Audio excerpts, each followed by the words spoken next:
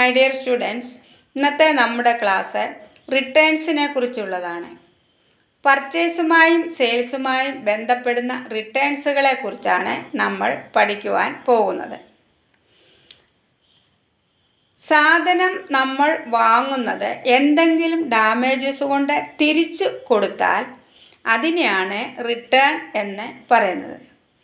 Example, purchased goods from Anil എന്ന് പറഞ്ഞാൽ അനിലിൽ നിന്നും നമ്മൾ സാധനങ്ങൾ വാങ്ങി എന്നാണ് അർത്ഥം. എന്തെങ്കിലും ഡാമേജസ് ഉണ്ടായാൽ അനിലിന് നമ്മൾ സാധനം തിരിച്ചു കൊടുക്കുന്നു. അപ്പോൾ റിട്ടേൺഡ് ഗുഡ്സ് ടു അനിൽ എന്നാണ് ഉദ്ദേശിക്കുന്നത്. അവിടെ അനിലിന് കിട്ടുന്നു, സാധനം പോയത് പോകുന്നു. അപ്പോൾ അനിലിന് കിട്ടുന്നത് കൊണ്ട് അനിലിനെ ഡെബിറ്റ് ചെയ്യുന്നു. Anil's account debtor to returns. അവിടെ റിട്ടേൺസ് നമ്മൾ പർച്ചേസ് ചെയ്ത സാധനം തിരിച്ച് വിടുകയായ അത് പോവുകയായതുകൊണ്ട് അത് റിട്ടേൺസ് ഔട്ട്വേഴ്സ് എന്ന് അറിയപ്പെടുന്നു. Or returns to supplies. Purchase returns is also known as returns outwards or return to suppliers. Supplier ക്രെഡിറ്ററാണ്, return to supplier or creditor എന്ന് പറയാം. അതുപോലെ തന്നെ വിറ്റ സാധനം തിരിച്ചു കിട്ടുമ്പോൾ അതിനെ സെയിൽസ് റിട്ടേൺസ് എന്ന് പറയുന്നു. സെയിൽസ് റിട്ടേൺസിൻ്റെ വേറൊരു പേരാണ് returns inwards or return to customer or debtor. കസ്റ്റമേഴ്സിനെയാണ് ഡെപ്റ്റേഴ്സ് എന്ന് പറയുന്നത്. വിറ്റ സാധനം തിരിച്ചു വന്നാൽ വരുന്ന റിട്ടേൺസ് ആണ് റിട്ടേൺസ് ഇൻവേഴ്സ്. വരുന്ന റിട്ടേൺസിനെ ഡെബിറ്റ് ചെയ്യുന്നു. റിട്ടേൺസ് ഇൻവേഴ്സിനെ ഡെബിറ്റ് ചെയ്യുകയാണ് ചെയ്യുന്നത്. അപ്പോൾ എവിടെ നിന്നാണോ കിട്ടിയത്, എന്താണോ കിട്ടിയത്, സാധനം തിരിച്ചു കിട്ടി. അതുകൊണ്ട് returns inwards account debtor to, ആർക്കാണോ പോയത്, പോയ ആളിനെ ക്രെഡിറ്റ് ചെയ്യണം. അപ്പം വിറ്റ സാധനം തിരിച്ചു കിട്ടുന്നത്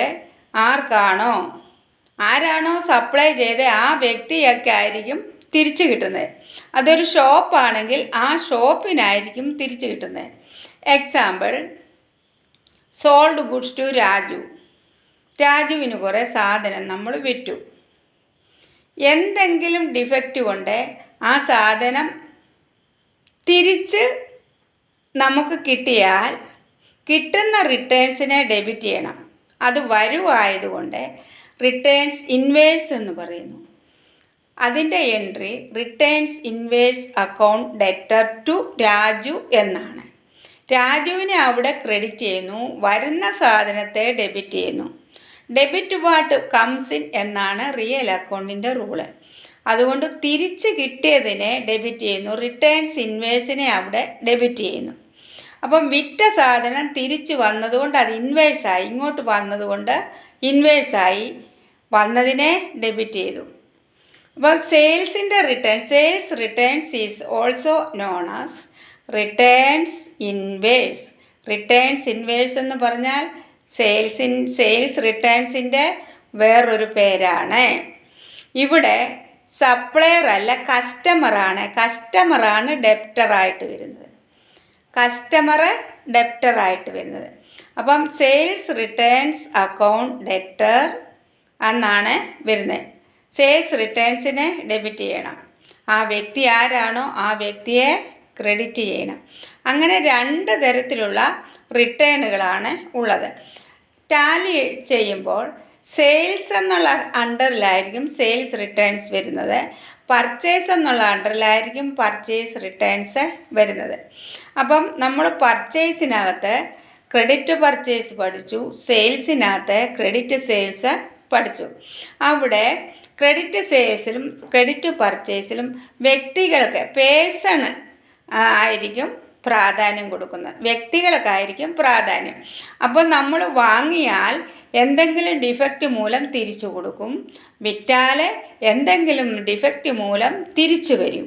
അപ്പോൾ വാങ്ങുന്ന പർച്ചേസ് ചെയ്ത് റിട്ടേൺ ചെയ്യുമ്പം പർച്ചേസ് റിട്ടേൺസ്, ആ പർച്ചേസ് ചെയ്ത് തിരിച്ചു പോവുകയായതുകൊണ്ട് പർച്ചേസ് റിട്ടേൺസിൻ്റെ വേറൊരു പേര് റിട്ടേൺസ് ഔട്ട്വേഴ്സ്.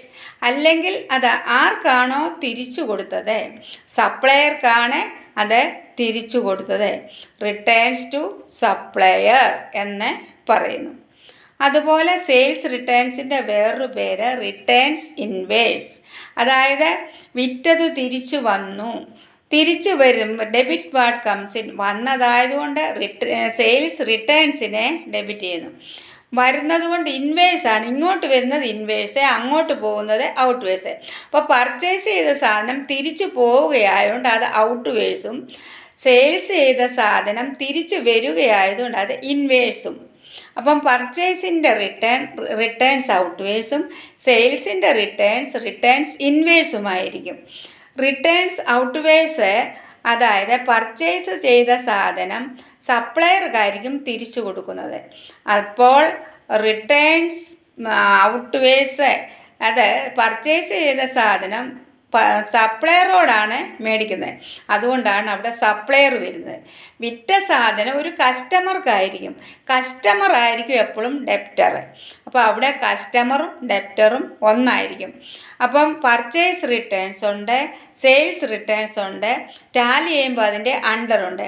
പർച്ചേസ് റിട്ടേൺസ് എന്ന് പറഞ്ഞാൽ പർച്ചേസ് ചെയ്ത സാധനം തിരിച്ചു വിടുന്നു, അത് പോവുകയായതുകൊണ്ട് ഔട്ട്വേഴ്സ് എന്ന് പറയുന്നു.